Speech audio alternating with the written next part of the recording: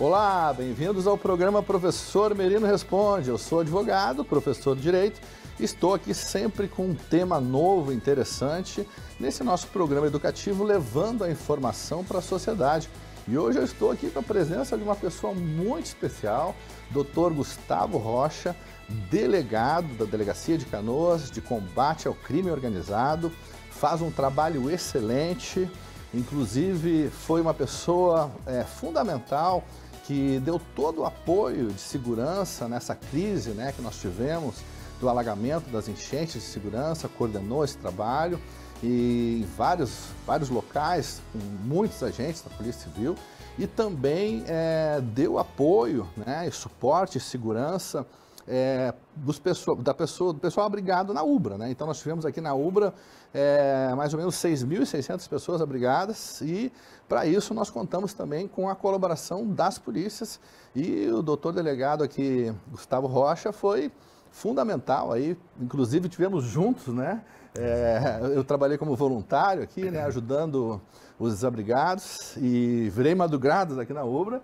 e encontrava o doutor Gustavo aqui nos corredores, dentro do abrigo, dentro dos locais, mesmo efetivamente atuando, fiscalizando, controlando para prevenção de segurança na universidade. Então eu vou começar aqui perguntando ao doutor Gustavo sobre o trabalho geral dele na delegacia, quais as funções da delegacia aqui de Canoas, que ele comanda, e depois vou falar um pouco também, quero que ele fale também do trabalho aqui na UBRA, que nós tivemos, do abrigamento das pessoas. Então, doutor Gustavo, seja muito bem-vindo.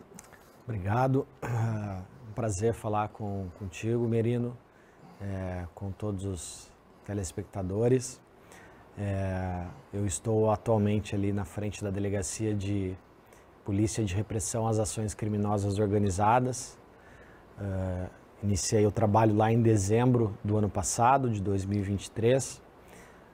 Chegando aqui em Canoas, a gente sempre faz um mapeamento do município, quais são as possíveis e eventuais organizações, facções criminosas que atuam no município. A gente procura identificar quem são essas lideranças, quais os territórios de atuação e, obviamente, fazer o enfrentamento efetivo aos crimes praticados e tentar asfixiar essas organizações através da lavagem de dinheiro, que é um tema relativamente novo nas polícias civis do Brasil, mas tem surtido um efeito considerável aí nesse enfrentamento direto. Até porque um trabalho de inteligência, então, doutor? Porque as pessoas pensam às vezes que a polícia só tem aquele trabalho braçal, mas não. Existe toda uma organização, uma inteligência, uma pesquisa, uma logística, uma investigação em várias áreas, para que se possa combater o crime organizado. Isso é bem interessante que a população saiba disso. Exatamente, é um trabalho árduo, para a identificação de todas essas lideranças, identificação do patrimônio, de eventuais laranjas que são utilizados por eles, sejam pessoas físicas, sejam pessoas jurídicas. Isso é um trabalho integrado com todas as forças de segurança pública, é um trabalho de campo e de pesquisa aos nossos sistemas de informatizados, de pesquisa.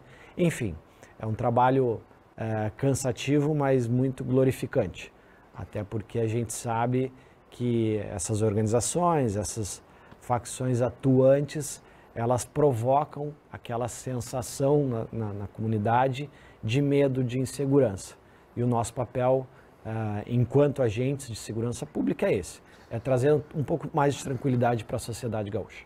Nós temos aqui essa questão de crime organizado em vários lugares do país, O Rio de Janeiro, por exemplo, é campeão, com relação a isso, E todas as cidades são afetadas por isso é geral, Por isso é importante a atuação da polícia e uma atuação de inteligência também, para fazer esse tipo de trabalho, E como todo lugar aqui em Canoas, existe, esse trabalho, que o doutor Gustavo vem fazendo e vem surtindo muito resultado, porque no momento que você tem um trabalho de inteligência, uma coisa pensada de estratégia, fica mais fácil de, vamos dizer assim, fazer o combate, o crime, a prevenção do crime, do que aquela coisa só de um enfrentamento físico, às vezes, da polícia. Então, o trabalho de inteligência é muito importante, de investigação também, porque aquele, por exemplo, que é o criminoso, ele não pode receber o dinheiro na conta dele, né? Então, ele tem, né, como o doutor falou, tem um laranja que vai lá, que recebe o dinheiro por ele, que opera e tal, né, que comanda, né? Porque, na verdade, o mais importante, o que eu vejo, assim, na minha opinião, como advogado, né, não é só você pegar lá quem está na ponta, é você pegar, na verdade, quem comanda aquilo, né? Quem está gerindo tudo aquilo ali, para você poder combater e efetivamente prevenir. Não é? Muitas vezes aquela pessoa que está lá na ponta é um adolescente que está lá vendendo uma droga, mas ele está sob o comando de outras pessoas, né? Então, por isso a importância desse trabalho. E uma coisa que eu queria perguntar para o delegado que atuou aqui na Ubra, que nós com 6.600, né, abrigados, né, a Ubra virou praticamente uma cidade, né, com muita gente e gente de todos os bairros, de todos os lugares de Canoas que vieram para cá, né? Como é que foi feito, como é que foi organizado esse trabalho de segurança, doutor? Qual foi o efetivo, como é que se organizou isso, né, nos dias que se correram? Como é que a polícia atuou, né, ajudando essas pessoas nos salvamentos, auxiliando?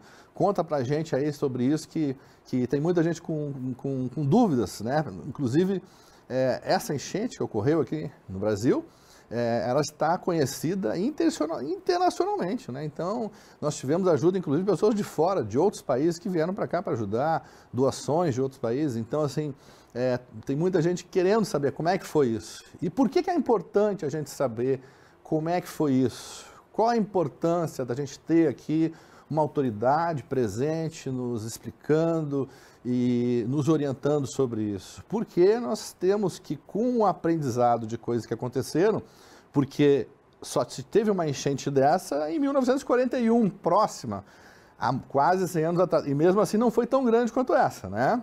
Então, no momento que nós tivemos um fenômeno desse, é possível que possam surgir futuramente outros eventos, né? A exemplo dos Estados Unidos, por exemplo, que lá tem furacão, tem tsunami, né, o Katrina, enfim, outras coisas. Então, lá eles têm muito desses eventos. Então, eles estão muito mais preparados do que nós, porque eles estão acostumados já a lidar com isso. E aqui, para a gente, no sul do Brasil, foi uma questão inédita, nunca teve algo de tanta proporção. E o Brasil não está acostumado a lidar com esse tipo de situação. Então, assim, eu acredito que todos foram pegos assim de sopetão, desprevenidos, sem saber, né, que ia acontecer algo de grande proporção, como aconteceu. Então, todo mundo, tanto os voluntários, quanto médicos, enfermeiros, bombeiros, defesa civil, todo mundo se pegou numa situação repentina, ao qual teve que se pensar rápido, né, doutor? Agir rápido, né, para poder acolher, porque foram 80 mil casas afetadas, é o registro oficial, inclusive publicado no decreto da prefeitura, e 180 mil pessoas afetadas na cidade. Isso corresponde a mais de 50% do território de Canoas, mais de 50% do território de Canoas, e um número muito grande da população, né? Então foi uma coisa de grande proporção. Então, pergunta aqui para o delegado, como é que foi assim receber essa notícia assim e ter que agir e organizar tudo isso de última hora?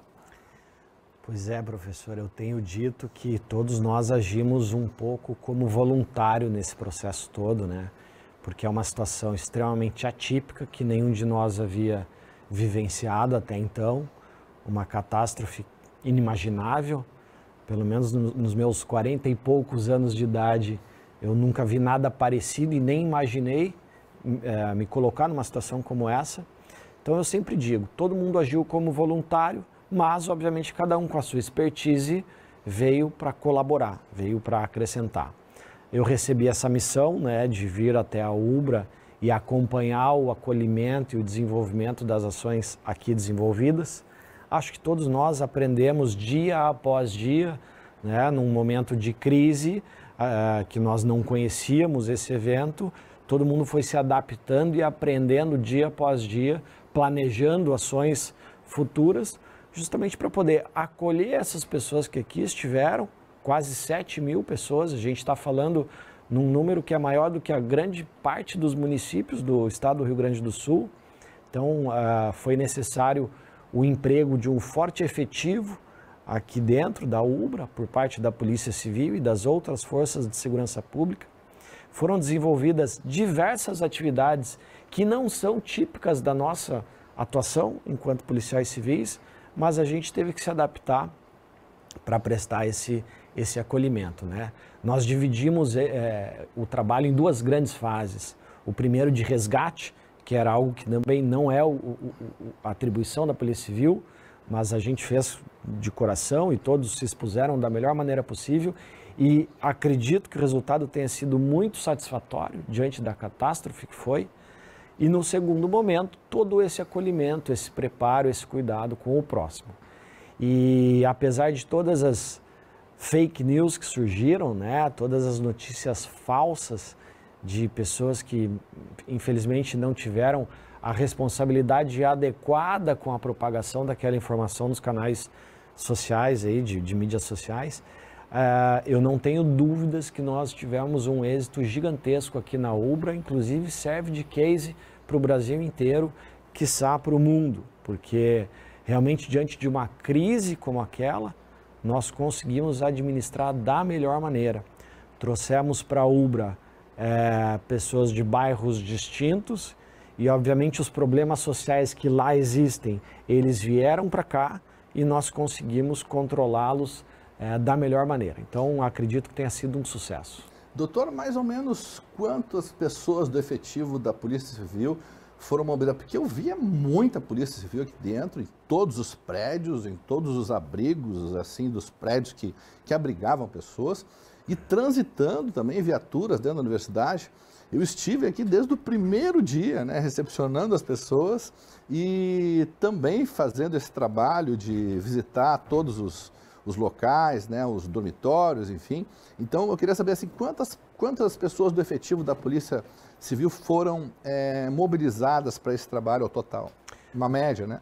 Nós fizemos turnos de 20 policiais civis a cada 8 horas, de forma ininterrupta. Então, 24 horas, nós tínhamos pelo menos 20 policiais civis por turno. E em alguns momentos, especialmente no horário noturno, que compreendia ali entre 6, 18 horas e as 2 horas da manhã, pelas circunstâncias todas, a gente tinha ainda um acréscimo, né? Então, chegamos até aqui dentro 30, 40 policiais civis num só turno. Eu vi algumas operações que tinham um número muito grande assim de policiais fazendo, acho que uma ronda geral em todo o prédio, os prédios à noite, né? Teve um dia que eu acho que, olha, doutor, deve ter tido aqui mais ou menos uns 50, 60 policiais à noite, assim, fazendo uma ronda geral. Então, foi muito bem policiado. E, doutor, pelo que eu saiba, não foi registrado nenhum crime grave durante esse período aqui na instituição, né? Não tivemos nada do que foi em alguns momentos propagado por algumas pessoas de forma inequívoca. Nós não tivemos nenhum evento grave na UBRA. Tivemos, sim, pequenas situações que com diálogo, numa forma mais de mediação, a gente conseguiu resolver internamente. Muito bem, eu tive o prazer de acompanhar isso todas as noites. Inclusive, eu vou fazer um elogio aqui para a polícia, porque assim, a polícia tem os plantões e tem a carga horária deles, né? E olha, eu via eles trabalhando aqui todos os dias, manhã, tarde e noite. Tenho certeza que eles superaram muito a carga horária deles nesse período, até voluntariamente, porque o pessoal vinha para cá e eles eram atenciosos, eles conversavam, eles dialogavam. Dava para ver que estava fazendo um trabalho de coração mesmo. Então, foi uma atuação excelente da Polícia Civil aqui, outras polícias também participaram, Militar, Polícia Federal, Guarda Municipal de Canoas também participaram, mas assim, eu tenho que fazer um elogio ao trabalho da polícia aqui e que essa experiência sirva de exemplo para o mundo, né, de como se dá para administrar uma situação dessas de crise sem a ocorrência de crimes graves. Eu vou agradecer hoje a presença do Dr. Gustavo. Nos acompanhe nas redes sociais, Facebook, Instagram, também no meu canal no YouTube e nosso WhatsApp 519962-262, ao qual vocês podem perguntar, mandar dúvidas aí. Muito obrigado, Dr. Gustavo, pela sua participação e parabéns pelo trabalho novamente. E o senhor é um exemplo para a gente e além de ser um delegado qualificado, é uma pessoa extremamente educada, solícita e esteve presente em todos os momentos com a gente, nos ajudou muito aí. Obrigado, um grande abraço aos telespectadores. Obrigado, até logo.